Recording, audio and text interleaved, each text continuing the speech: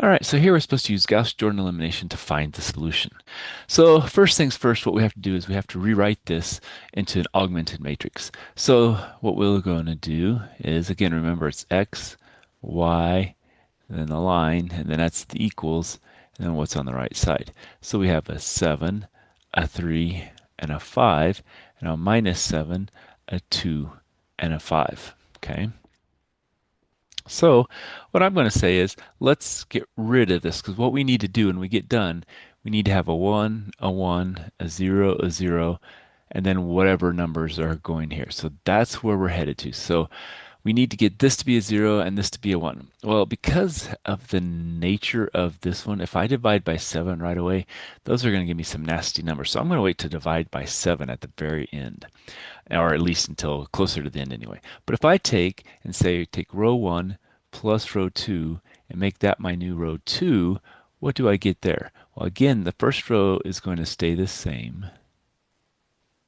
My second row, this plus this gives me 0, which is what I want.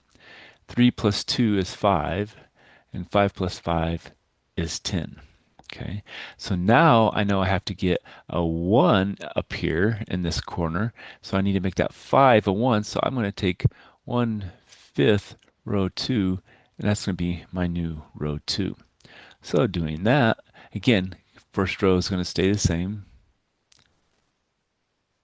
0, 1, and now that becomes a 2. Now I need this to be a 0. So I'm going to take a minus 3 times row 2 plus row 1, and that's going to be my new row 1. So my second row now stays the same. Now I'm going to take that times negative 3 plus that, well, that's going to still stay a 7. Minus 3 times that plus that, that's going to give me 0. Minus 3 times that is going to be minus 6 plus 5 is going to be a minus 1. Now I'm at the stage where I have to make this one because that's the last thing. Now, sometimes, depending on what your numbers are, it's the first thing you do. But in this case, due to simplicity, I'm going to say now our last thing is going to be take 1/7 row 1 and make that my new row 1. And then I get a 1, a 0, a minus 1/7, 0, 1, 2. And so that gives me my solution. It says that, and these are x's and y's. So x is equal to what? Well, x equals a negative 1/7. And y equals what? Well, y equals 2. Okay, so that's my actual solution. All right.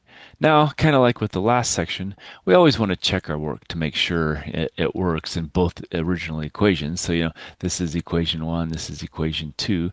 So with 1, we're going to take 7 times a negative 1/7 plus 3 times 2, and that's supposed to be equal to 5. Well, the 7 here cancels the 7, so I get a minus 1 plus 6, so 6 minus 1 is 5, so that works. And here we have a minus 7 times a minus 1/7 plus 2 times a 2, and that's supposed to be 5. Well, that 7 cancels that one to make it 1. A minus times a minus is plus, so I have 4 plus 1, which is 5, and so that works. So this is the solution to this system of equations. Okay? All right, let's stop there and come back for some more.